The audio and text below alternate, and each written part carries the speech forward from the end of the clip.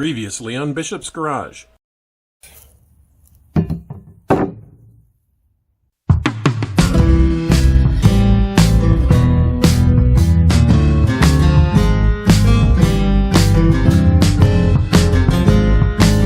We've got some sunlight and a lack of rain, so I'm going to go ahead and get this cleaned, prepped for paint. Show me.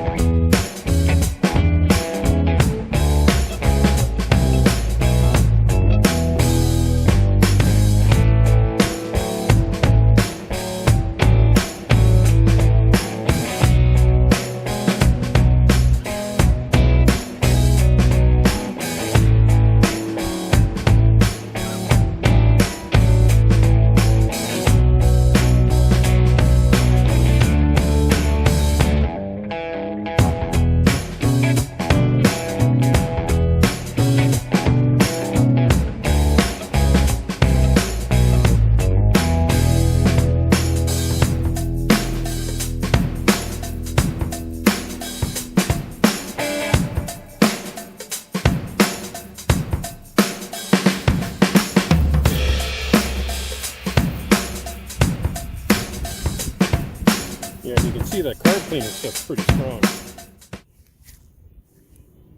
Alright, now that we got it really scrubbed down and clean, let's go ahead and do a comparison between the 4-barrel iron and the dual quad aluminum.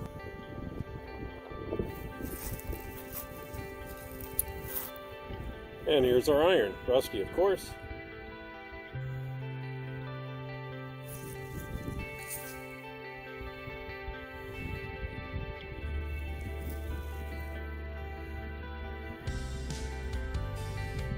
You can definitely see that the holes are smaller here. 1.5 inch by, probably 1 3/4. Okay, so it looks like our water sensor, we're gonna have to relocate to here from here in the front. We have these two outlets. This goes down to the water pump, this goes to the heater core. So this one will go to the heater core. This one, of course, will go to the water pump. Actually, we will use this hole and we'll go ahead and chase those threads and clean that out, and that's where our temperature sensor will go. And like I said, we will have our temperature sensor here. Looks like this is just a threaded hole for this over here, which, as I recall, was probably the bracket or the bolt for the bracket for the coil. Of course, that one could be it too. But we don't have anything that matches on this side. Looking at our height,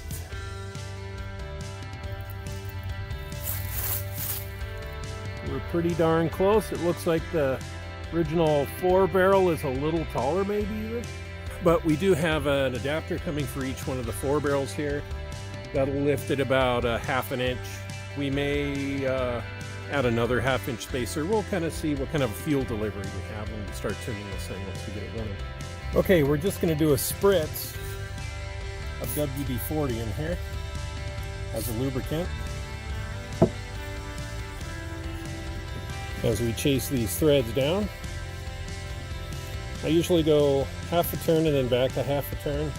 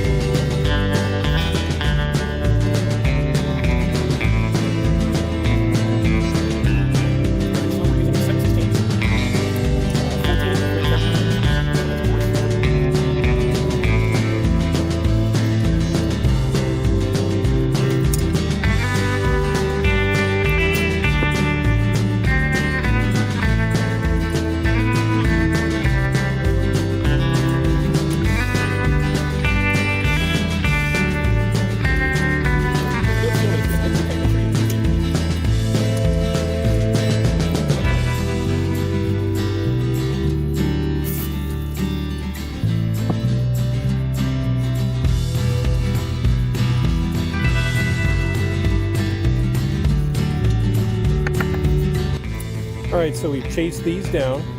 They were 7/16 14. We've chased this down. That was a 1/2. Yeah, that was 1/2 course, so that's a 1/2 13 count.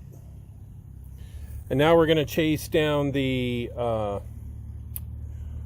one of the other water outlets. And that happens to be a 5/8 18.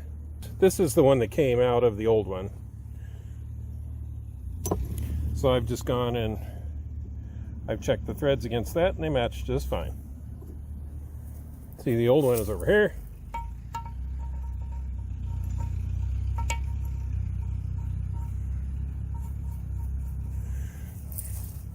And we're just going to chase this one down here. And we're going to do all of this chasing and cleaning before we paint.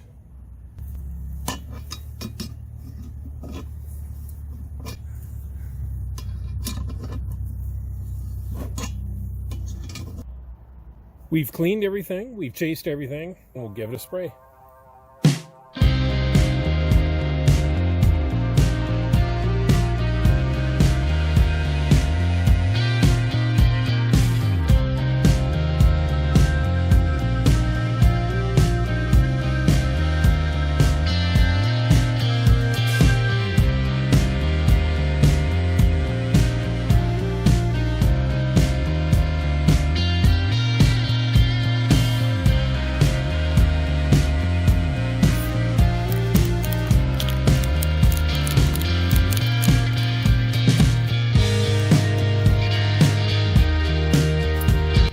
Alright, so that's the first coat. We're going to go ahead and let this dry, and then we'll get on to the second. We're going to be taking this antique manifold from 1955, or 1956, that came from a 303, and we're going to go ahead and adapt that to our 318. Bolt patterns work just fine. All the accessories work just fine. What doesn't work fine is our carburetor plates, so we'll need an adapter plate. We have 2 of those. The other one is in the shop, and I'll show you how to work on that. Comes with hardware. Comes with some of these really nice gaskets. And yeah, let's go ahead and take this into my shop, into the vise, and I'll show you how to go ahead and drill out the holes the rest of the way, and we'll get this prepped. And we'll go ahead and see how that sits on our intake manifold. Okay, we're in the shop now. What we're going to be doing is we're going to be taking this small adapter bolt, and we're going to wallow out the hole that came with this. You can see that it's round. It doesn't go all the way through. Let's see if we can focus that a little bit better. You can see that I wallowed this one out a little bit, because you can see that the head of that won't fit, and ideally these will be bolted in this way, and the manifold would sit on this side. So these have to sit flush, or you won't get a seal on your gasket. So what I did with this is I took this over to my measuring gauge. It looks like we've got about an 8 on our chart here, so we'll need to make sure we grab, I believe that's a 5/16 drill bit. And that's what we'll use to tap it out, but we need to wallow it out first. So we're going to find out what size of head that we're going to need on that. All right, let's take a look up here. All right, so it looks like about a 7/16 is going to work just fine. Just a little bit of slop in there. All right, so let's get our 2 drill bits. Voila, here we go. We have our 5/16 and we have our 7/16. And let's get to wallowing and drilling. And what we'll need to do is we'll need to wallow it out first, and then we'll go ahead and punch through and drill. Now, I'm sure there's another term other than waller it out. Please feel free to comment down below and let me know what you think that might be, because I don't know what other word to use. All right. So what I've done here is I've just taken this drill bit and I've just brought it to a point where I can take this bolt and the head will rest in the hole, just like that. So that's perfect, that's what I need. So I will do that to this one here.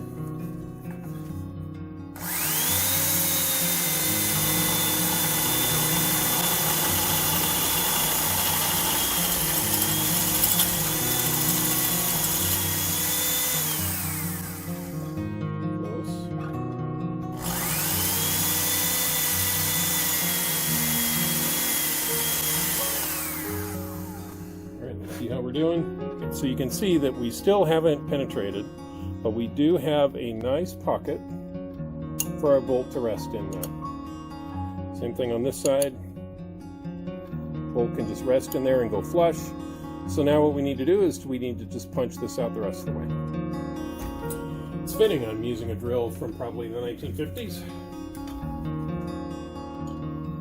And you really can't do this in a drill press because you need to have kind of this circular motion to kind of wallow it out a little bit more.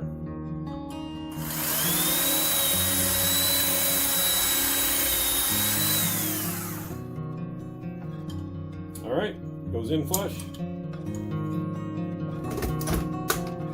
Okay, one is done. See up close. We have our 4 holes. We'll just grab the other one since we have the drill bit already mounted, and we'll take care of those holes too. This is the type of drill bit tip you're going to want to use. I'm not sure if you can get a good focus in on that, but you can see it's kind of peaked, like a house peak. Driving that slow into the hole is going to let you wallow it out easier than if you use one of these newfangled speed tips.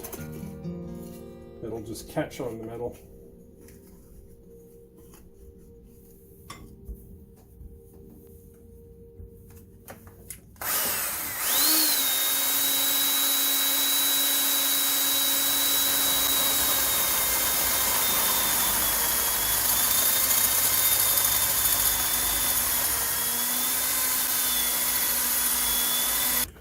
All right, so now we have all 8. Let's try that again. So now we have all 8 holes wallered out. I think that's an official Southern term. I don't know. And now we're going to have to drill this one out, and that's a 5/16. Okay, so for this one, I'm using a speed tip. Not sure if you can see that, but we'll see. It's flat, it's got a little nub on it, so the little nub allows you to be very precise where you start the hole, and it quickly bites, makes a small hole. The rest of the drill can follow in.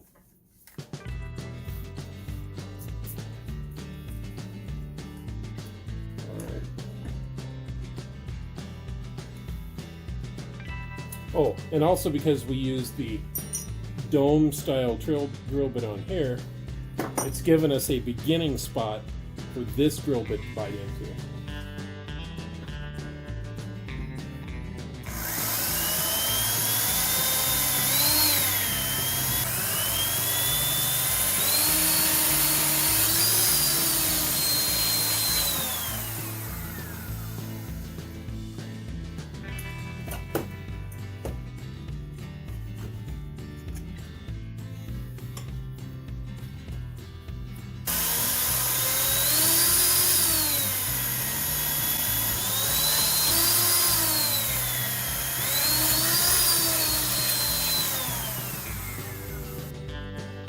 All right, you can see here's the bolt now, and it's flush.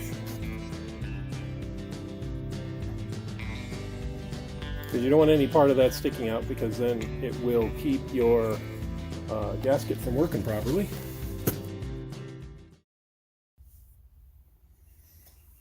All right, welcome back to Bishop's Garage. Man, it's early in the morning. Okay. I wanted to explain a couple of things really quick about dealing with an aluminum intake that you may not know. As you can see here, I've had to slightly grind the surfaces. That's because there was some corrosion around these holes. There were studs in there. They are no longer in there. All right, so I want to explain a little bit about using steel and aluminum together. There's a lot on the web, people complaining about how you can't, or what types of metal to use, the chemical bonding that happens between the two. So what I had to do is, because the adapter plate comes with its own set of bolts that screw into where my studs were, I had to pull these studs out. Well, these studs were put in 1955. So 70 years ago or so, 65 years ago, they were put in here probably without any sort of lubricant or any sort of liquid, and they were just screwed straight in. Now, each one of these holes goes all the way through, so these holes are actually plugs as well. So they probably did put some sort of lubricant in here or sealer just to prevent any sort of air leak from coming up. So what I had to do on part of this is I had to take, at least let's talk about the disassembly. Here's one of the studs. You can kind of see it up close. And you'll notice that I shaved it a little bit. So for me, the easiest way to get these off of here is I take a grinder and I grind a flat side on each side of the stud, just taking the teeth off. And then I use a pair of vice grips on it. It seems to hold a lot better. And they do come out most of the time that way. Work it slowly back and forth. I use a little bit of WD-40 as soon as that seal gets broken, and it sucks it into the hole, and then pulling the stud out is a lot easier. Think of it like tapping a hole. You just put the clamp on there and just start working it back and forth slowly, because if you just push to make it go all the way around, it's just going to bust the stud off in the hole. And there's a reason I'm telling you that. It's experience. So in the case of our intake, I've had to do that. So you can see that there are now 8 studs that are off. Here's one that broke. In fact, 2 of them broke. Yeah, these 2 down here. All right, so the removal process for a stud that's busted off, that's steel that's sitting inside this aluminum. You take a punch, looks like this, it's made of super hard steel, and a hammer. Just grind the top of the busted stud down flat with the aluminum, and then put this in the center of it, hold it down, hit it with a hammer, and you'll make your drill bit start point. Then you drill through with your, well, let's see, I used a 15/64 on the steel because it's a mild steel. The studs are made out of a mild steel. Drilled it through, and then I took myself a 1/4 drill and followed that through all the way. Then I could take my tap and die set, which you've seen before over here. All right, so I grab my 5/16 coarse 18 threads per inch, and I tap the holes. I just screw them in with a nice little tap tool here till they went all the way through, hitting it with WD-40 a few times as it's going down to make sure it acts as a lubricant, and then blew it out with air so those threads are clean now. All right, I'm going to explain let's explain a little bit about steel and aluminum together. If you're going to use steel on aluminum, I would recommend using stainless steel instead of just standard steel or galvanized. It doesn't cause as much corrosion. There's still going to be some corrosion between the two. I would recommend on any fitting that you put in an aluminum intake, make sure that you add anti-seize to it. Otherwise, you're going to have the difficulty that I had taking out all of those studs when I was working on my intake manifold.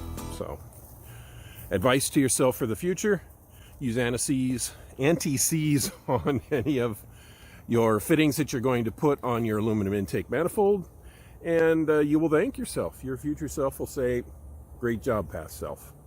All right, let's follow through the process of going ahead and installing our adapter plates, and I have a demonstration carburetor to use for that reason. Yeah, it's a demon, it's powerful. It has a similar base plate to a Holly, as I believe, so at least it'll be a good demonstration for our adapter plate. All right, so now let's install this on our intake manifold. We've cleaned off our flanges. We have our gasket before, gasket after, where we've cut our holes, so it can line up with our intake manifold original holes. And what we're going to be using are these small studs that have a round head on them. So those will go flush into here and hold our bracket on. The hex side of the bracket you're going to want to be facing down. And what we're going to want to do is we're going to want to take, where are they?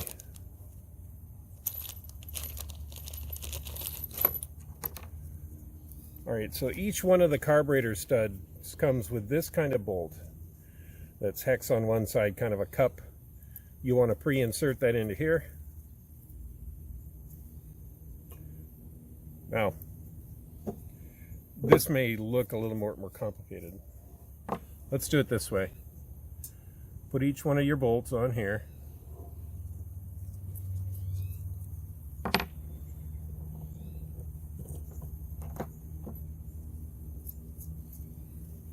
One of your nuts.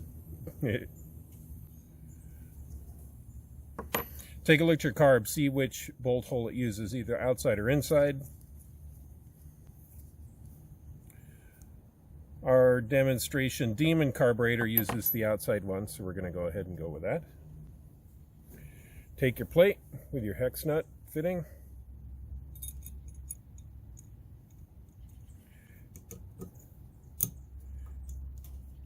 Make sure each one of the bolts is set in there just fine.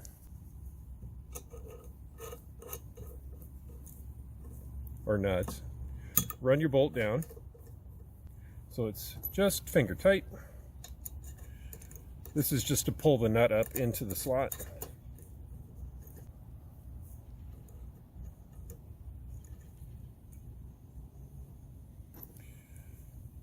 Don't put the stud down in too far or you'll be lifting the plate up, which is what I just did. Just give it a few thread turns.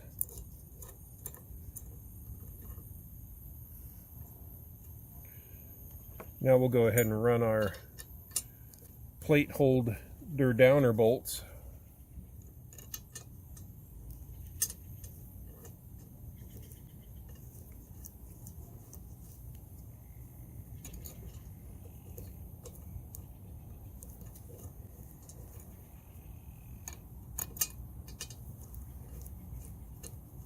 So these you'll want to snug down, not overly tight, and just snug them down. Cross pattern.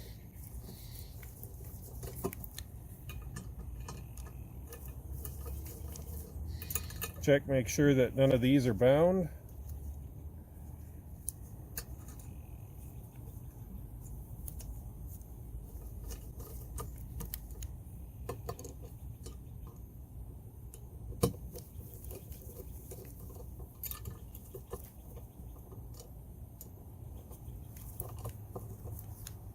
Okay, they're all snugged. Let's just give them just maybe an 1/8 of a turn. Set it up against that gasket down here. All right, these should be flush. Make sure our bolts are slightly loose. Take our carburetor.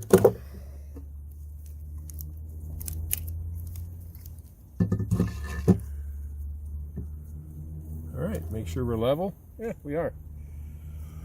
All right, then all you do is you just put on your washers, followed by your nut, cinch it down, and then you're good to go. Obviously, we won't be using this Demon because, well, it affords us no room here, and this is like 1,000 CFM, and that's too much for the engine. We're going to be getting a couple of Edlebrocks, which will sit this way, and they will be smaller. And yeah, we'll go ahead and get this one set up. Make sure to put anti-seize on your steel bolts, and you should be good to go and be happy.